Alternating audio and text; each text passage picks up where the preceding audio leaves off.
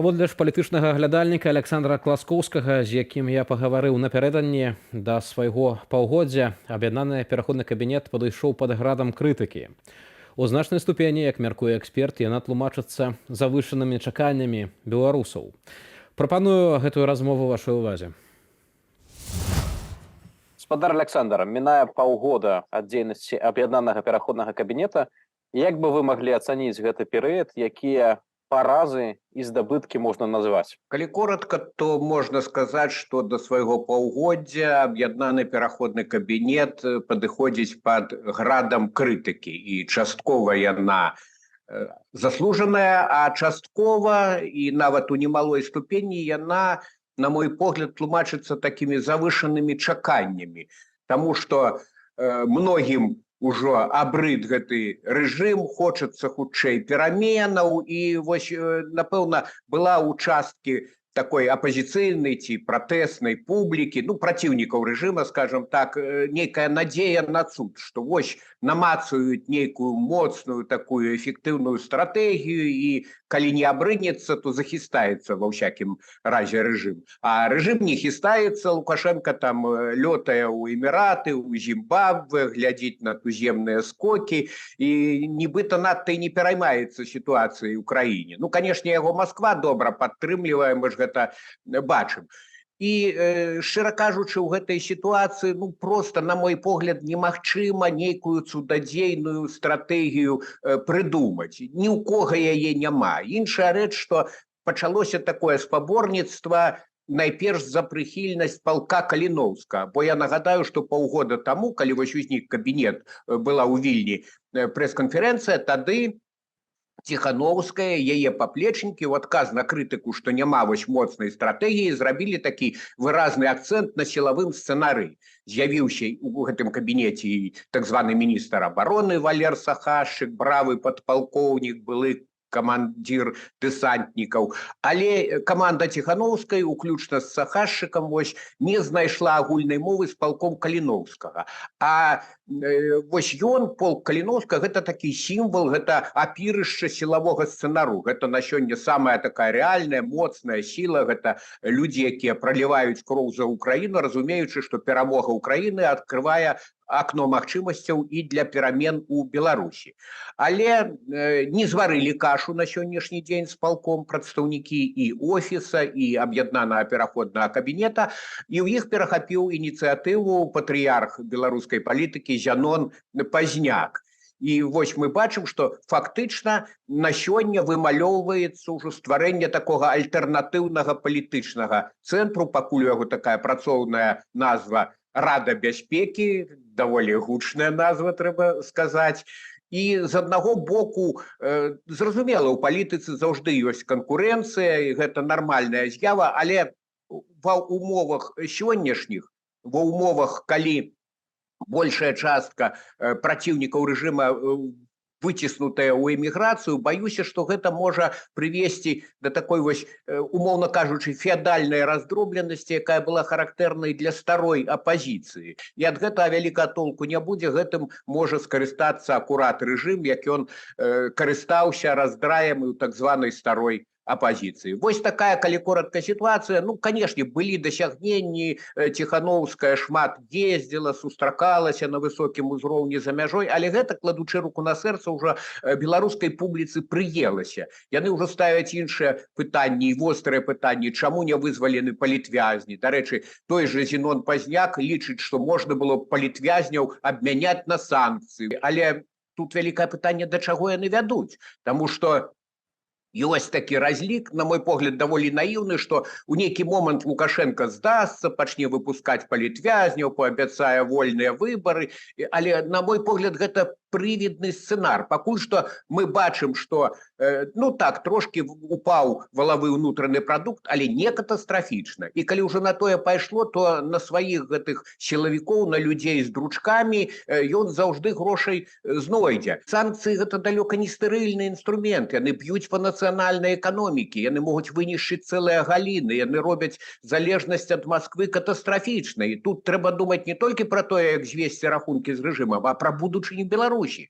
Калі новая ўлада прыйдзе на руіны, то і будзе цяжка будзе адвязацца ад гэтай страшэннай эканамічнай, транзітнай і іншай залежнасці ад Москвы, калі ўвогуле захаваецца беларуская незалежнасць. Ці, на вашу думку, аб'яднаны пераходны кабінет згодна са сваёй назвай выконвае функцыю кансалідацыі праціўнікаў рэжыму Лукашэнкі, і ці можна яго назваць пры нейкіх умовах урадам у выгнанні? Такая заявка была паўгода таму. Нагадаю, што крызіс у апазіцыі пачаўся не ўчора, і сама Віленская канферэнцыя была адказам Ціханаўскай і яе атачэння на крытыку, што, маўляў, вы ўсё манапалізавалі, вы іншым не даяце разгарнуцца, ўсё падгрэблі пад сябе і гэтак далей. Часткова гэта была справядлівая крытыка, дык вось, каб яе неяк пагасіць, і быў утвораны гэты кабінет, туды ўвайшлі пэўныя фігуры, якія і крытыкавалі Ціханаўскую, прыватнасці Павел Латуш, пасіянарная, сапраўды яркая асоба, Азараў, кіраўнік байпола. Карацей, адбылася вось такая кааптацыя, нібыта, каб зменшыць гэтую напружанасць. Але на сённяшні дзень мы бачым, па-першае, што ўсё адно шэраг значных нейкіх сілаў і фігур па-за гульнёй засталіся, ці, дакладней кажучы, вядуць сваю асобную гульню, і сам кабінет вось у значнай ступені гэтых надзеяў не апраўдаў. Я б сказаў, што яны як след не адгалінаваліся ад офіса Светланы Ціханаўскай, і не тое, што шараговая публіка, а нават некаторыя аглядальнікі блытаюцца, яны атаясамліваюць гэтыя структуры. Яшчэ адзін такі штрых, які абцяжарвае паўгадавую гісторыю кабінета, гэта чарада скандалаў, якія былі звязаны і з тым, што нечакана знайшоўся расійскі пашпарт у спадара Сахашчыка, і потым, як хутка давялося сысці так званай міністарцы фінансаў і эканомікі Зарэцкай. Прычым Ціханаўская і атачэнне на гэты скандал з Зарэцкай рэагавалі, я б сказаў, вельмі непрафесійна, у духу беларускіх уладаў. Маўляў, усё гэта падкопы спецслужбаў, калі незалежныя медыі пачалі гэты кейс раскручваць. Гэта выглядала непрыгожа, непрафесійна, і ўвогуле піяраўскіх правалаў за гэты час было вельмі багата. Это таксама падстава для добрага роздуму. Саўміна сапраўднага не атрымалася. І болей за тое, у мяне ёсць вялікія сумневы, што атрымаецца і протапарламент у выглядзе вось гэтай каардынацыйнай рады, якую марудна і вельмі сумна спрабуюць рэфармаваць. Усе тэрміны зрушваюцца, але праблема не ў тэрмінах, а ў тым, што вось гэтыя прамоўтары рэформы, яны выказваюцца вельмі туманна ў духу лукашэнкаўскіх чыноўнікаў, што наперадзе ў нас новыя вышыні і гэтак далей, але чым яны будуць займацца, ці атрымаецца сапраўды гэты протапарламент, таксама вялікі сумнеў, і ёсць падазрэнне, што і тут не атрымаецца самастойнай галіны, што гэта таксама будзе ў цені кабінета Ціханаўскай. Ці ўвогуле ўрад у выгнанні, ці структура, якая прэтэндуе на тое, каб быць урадам у выгнанні, можа быць эфектыўнай? Можа быць, гэта ўжо не залежыць ад таго, хто ў ёй засядае, якія там асобы? На сённяшні дзень нейкіх цудадзейных рэцэптаў для праціўнікаў рэжыму, пераважна выціснутых у эміграцыю, ну і плюс тыя, хто сядзяць у турмах, і тыя, хто сёння паралізаваны фактычна ў Беларусі. Мы бачым, што пакуль што старыя, так бы мовіць, апазіцыйныя партыі фармальна існуюць на паперы, але яны не дзейнічаюць, таму што толькі варухнішся і адразу у турму трапіш. Дык вось у гэтай сітуацыі прыдумаць нейкія цудадзейныя схемы немагчыма. Ні публічнай палітыкі няма, ні нейкую падпольную дзейнасць таксама шырока весці немагчыма. Вось ёсць там план перамога, іншыя нейкія планы, але зноў жа ў мяне вялікае падазрэнне, што яны папяровыя, таму што, груба кажучы, знайсці дастатковую колькасць камікадзе немагчыма. Бо сёння шчыруюць спецслужбы, і зноў жа, калі вяртацца да правалаў кабінета і нейкіх афіліяваных з ім структураў, мы ж ведаем, што былі злівы звестак пра людзей, якія там пісалі ў чорную кнігу Беларусі, у іншыя, нейкія там закрытыя чат-боты і гэтак далей, і яны у лапы спецслужбаў, у лапы вось гэтых рэпрэсіўных органаў трапілі. Гэта таксама не дадае даверу. Гэта таксама быў непрафесіяналізм з боку вось гэтых структур, якія абвяшчалі пішыце, ўсё будзе шыта-крыта і гэтак далей. І потым яшчэ утойвалі маштабы гэтага скандалу, што таксама непрыгожа вельмі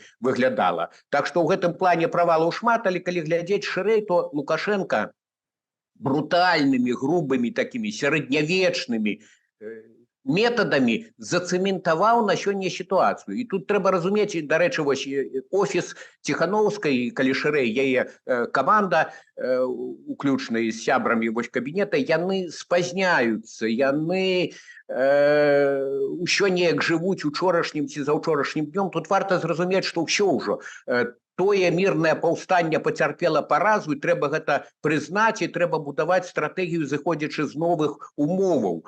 Калі вышэй за пояс не скочыш, калі сапраўды супрацьлома ў нейкіх аспектах няма прыёму, што не азначае неабходнасці выпрацоўкі стратэгію на той выпадак, а ён пэўна ж будзе, калі з'явіцца нейкае акно магчымасцяў. Вось трэба разумення гэтага і трэба праца ў гэтым кірунку менавіта, каб у пэўны час, калі так складуцца спрыяльна абставіны і апынецца рэжым у крызісе, а супраць рэжыму многія чыннікі дзейнічаюць, гэта і эканамічныя чыннікі, і вайна ва ўкраіне, і тое, што насельніцтва хоць цяпер і сціснула зубы, але вялікая яго частка нелаяльная. Лукашенко сам гэта адчувае, ён цвердзіць, што вось не трэба губляць пільнасці, што многія схаваліся пад плінтус і чакаюць моманту. Так яно і ёсць, шчыра кажучы.